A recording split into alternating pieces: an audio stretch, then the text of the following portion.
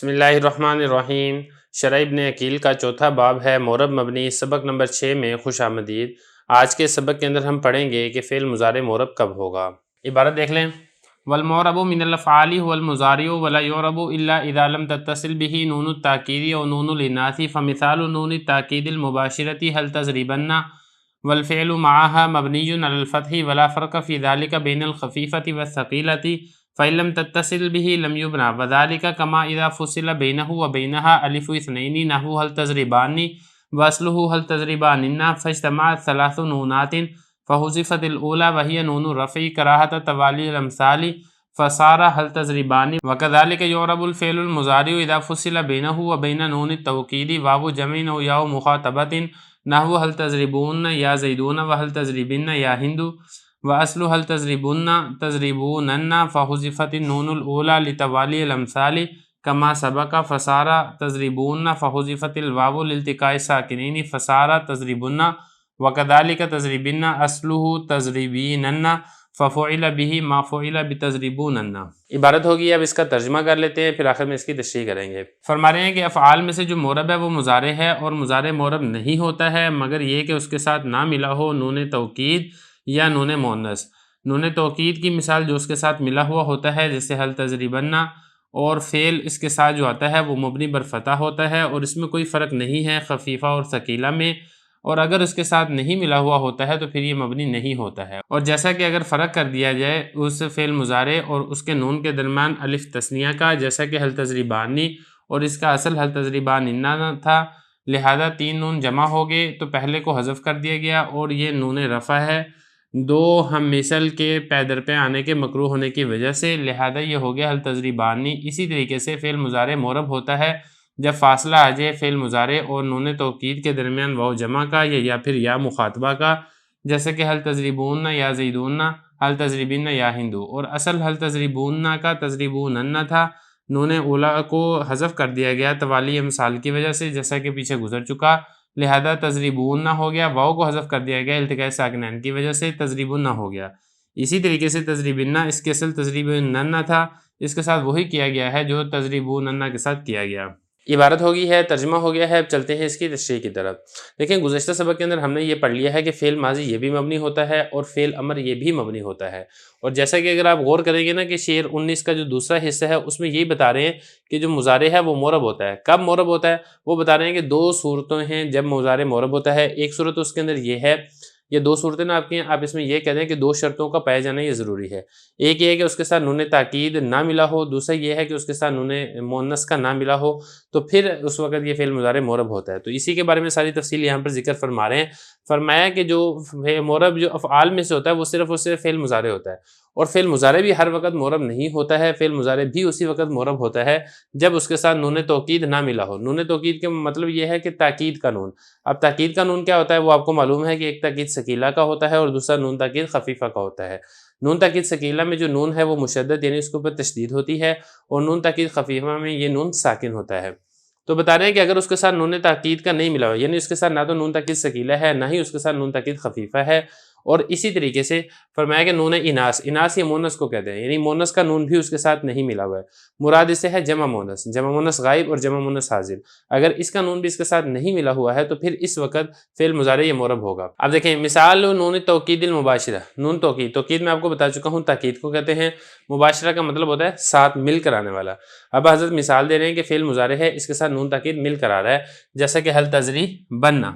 اب یہاں پہ دیکھیں یہ جو تضربہ ہے یہ اس وقت مورب نہیں ہے، یعنی اس کے اوپر جو اعراب ہے جو حرکتیں ہیں وہ تبدیل نہیں ہوں گی، یہ مبنی بر فتح ہی ہوگا۔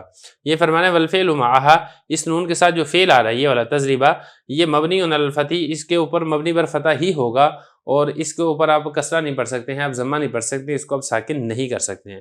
آگے فرمایا ولا فرق فی ذلک بین الخفیفۃ والثقیلہ، اور اس میں کوئی فرق نہیں ہے خفیفہ کے درمیان بھی ثقیلہ کے درمیان بھی، یعنی اگر آپ اس کو تضریبن نہ پڑھیں نون تاکید ثقیلہ پڑھیں تب بھی آپ نے اس کو مبنی بر فتح ہی پڑھنا ہے، اور اگر آپ اس نون کو ساکن کر کے نون تاکید خفیفہ پڑھیں اور تضریبن پڑھیں تب بھی یہ جو با ہے یعنی جو فعل مضارع کا آخر ہے یہ مبنی بر فتح ہی ہوگا۔ خلاصہ یہ ہے کہ ثقیلہ ہو یا خفیفہ ہو فعل مضارع میں کوئی فرق نہیں ہوگا۔ فَإِن لَمْ تَتَّصِلْ بِهِ لَمْ يُبْنَى، اور اگر یہ اس کے ساتھ ملا ہوا نہ ہو تو پھر یہ مبنی نہیں ہوگا۔ اگلا مسئلہ فرمانے کہ یہ دیکھیں نا، تضریبو تھا نا یہ اصل میں، اگر اس کے ساتھ نون تاکید ثقیلہ ملا ہوا ہے تو پھر تو یہ مبنی ہے۔ اگر آپ اس کے آخر سے نون تاکید ثقیلہ کو ہٹا دیتے ہیں، نون تاکید ثقیلہ نہیں ہے، نون تاکید خفیفہ نہیں ہے، تو پھر اس وقت یہ مبنی نہیں ہوگا بلکہ یہ معرب ہوگا، یعنی اس کے اوپر حالت رفع بھی آئے گی، اس کے اوپر حالت نصبی بھی آئے گی، اور اس کے اوپر حالت جزمی یہ بھی آئے گی۔ تو یہ بتا رہے ہیں فَإِن لَمْ تَتَّصِل بِهِ لَمْ يُبْنَى، فرما رہے ہیں کہ اور اگر اس کے ساتھ یہ ملا ہوا نہیں ہے، یعنی یہ نون تاکید ثقیلہ ہے یہ اس کے ساتھ ملا ہوا نہیں ہے، تو پھر اس وقت لم یبنا یہ مبنی نہیں ہوگا بلکہ یہ معرب ہوگا۔ اب آگے اس کی حضرت مثال دے رہے ہیں، جیسے کہ اگر نون تثنیہ ملا ہوا ہے، تثنیہ کی صیغہ کے ساتھ نون تاکید ثقیلہ کا مل جاتا ہے، تو پھر اس وقت بھی یہ مبنی نہیں ہوگا بلکہ یہ معرب ہوگا۔ فرما رہے ہیں کہ مثال کے طور پہ جب فاصلہ لایا جائے بینہ اس کے درمیان و بینہا اور اس کے درمیان، یہ ہو اور ہا، اس کا کیا مطلب ہے؟ دیکھیں جو ہو ضمیر ہے یہ لوٹ رہی ہے فعل مضارع کی طرف، اور یہ جو ہا ضمیر ہے یہ لوٹ رہی ہے نون تاکید کی طرف، یعنی فعل مضارع اور نون تاکید کے درمیان میں اگر الف تثنیہ کہا جاتا ہے جیسے کہ حل تضریبانی، تو اس وقت یہ مبنی نہیں ہوگا بلکہ یہ معرب ہوگا، جیسا کہ حل تضریبانی تثنیہ کا صیغہ جیسا کہ آپ کو معلوم ہے۔ اب یہ جو تضریبانی ہے نا، یہ اصل میں کیا تھا؟ تضریبانی نا، میں آپ کو یہاں پہ تفصیل بتا دیتا ہوں یہ کیسے ہوا ہے۔ دیکھیں یہ تھا تضریبانی، دیکھیں یہ تثنیہ کا صیغہ ہے، جیسا کہ آپ کو معلوم ہے یہ تثنیہ مؤنث غائب کے لیے بھی یہی استعمال ہوتا ہے، تثنیہ مذکر مخاطب کے لیے بھی، اور تثنیہ مؤنث مخاطب کے لیے بھی یہی استعمال ہوتا ہے۔ اب جب آپ نے اس کے ساتھ نون تاکید ثقیلہ کا لگایا تو اب یہ کیا بن گیا؟ یہ اس طریقے سے ہو گیا۔ اب یہاں پہ اگر آپ غور کریں گے تو تین نون جمع ہو گئے ہیں۔ اب تین نون کون سے جمع ہوئے ہیں؟ ایک تو یہ نون ہے نون تثنیہ کا جس کو کہتے ہیں نون رابی ہے، اور دوسرے نون یہ ہیں۔ اب یہ دو نون کیسے ہیں؟ دیکھیں یہ دو نون ایسے ہیں کیونکہ جو نون مشدد ہوتا ہے نا وہ اصل میں دو نون ہوتے ہیں، ایک ساکن اور دوسرا متحرک ہوتا ہے، تو اس اعتبار سے تین نون جمع ہو گئے ہیں، اور تین نونوں کا اکٹھا آنا کلام عرب کے اندر ناپسند سمجھا جاتا تھا، تو لہذا یہ جو ہم نے پہلے والا نون ہے یہ والا جو نون ہے ہم نے یہ اس کو نون رابی بھی کہتے ہیں، اس کو ہم نے حذف کر دیا تاکہ جو تین نون اکٹھے آ رہے تھے ان تین نونوں کا اکٹھے آنا لازم نہ آئے۔ تو یہ بتا رہے ہیں کہ دیکھیں جیسے کہ حل تضریبانی ہے، اس کے اصل کیا تھا؟ تضریبانی نہ تھا، فجتمعت ثلاث نونات، تین نون جمع ہو گئے، پہلے نون کو حذف کر دیا اور یہ نون رفع ہے، یعنی حالت رفع کے اندر یہ نون استعمال ہوتا ہے جیسا کہ تضریبانی۔ دیکھیں حالت نسبی ہے اور حالت جزمی ہے، ان دونوں حالتوں کے اندر یہ والا جو نون ہے حذف ہو جاتا ہے۔ تو یہ بتا رہے ہیں کہ یہ نون رفع ہے، کیوں اس کو حذف کیا؟ کراہت توالی الامثال، اس کے مثل جو ہے وہ چونکہ توالی کا مطلب ہے بار بار آنا، اس کے مثل چونکہ دو اور آ چکے ہیں اس نون کے ساتھ، تو لہذا ان کا جمع ہونا مکروہ تھا، تو لہذا ہم نے اس کو حذف کر دیا، تو یہ بن جائے گا حل تضریبانی۔ تو خلاصہ کلام یہ ہے کہ اس وقت اگر آپ غور کریں گے تضریبانی کا جو صیغہ ہے یہ مبنی نہیں ہے بلکہ یہ معرب ہے۔ اب مبنی کیوں نہیں ہے؟ دیکھیں اگر یہ مبنی ہوتا تو پھر اس کے اندر تبدیلی نہ ہوتی، اس کے آخر سے جو نون رابی ہے وہ حذف نہ ہوتا، نون رابی کا حذف ہونا یہ والی بات بتلا رہا ہے کہ اس وقت یہ مبنی نہیں ہے بلکہ یہ معرب بن چکا ہے۔ اور اسی طریقے سے اگر جو فعل مضارع ہے یہ معرب ہوگا کب؟ جب فعل مضارع، یہاں پہ بھی وہی بات ہے کہ بینہ، یہ جو ہو ضمیر ہے یہ لوٹ رہی ہے فعل مضارع کی طرف، و بین نون تاکید، یہاں پہ بین حال ذکر کیا تھا، مرجع ذکر کیا تھا، یہاں پہ نون تاکید ذکر کر دیا ہے، تو یہاں پہ میں نے آپ کو بتایا تھا کہ بین ہا میں جو ہا ضمیر ہے یہ نون تاکید ہی کی طرح لوٹ رہی ہے۔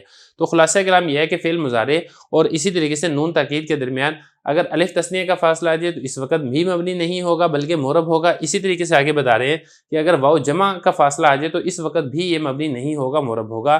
یہ اسی طریقے سے واحد مؤنث کے اگر فاصلہ آ جاتا ہے، واحد مؤنث کی یا کا، واحد مؤنث مخاطب کی یا کا، تو پھر اس وقت بھی یہ مبنی نہیں ہوگا بلکہ یہ معرب ہوگا۔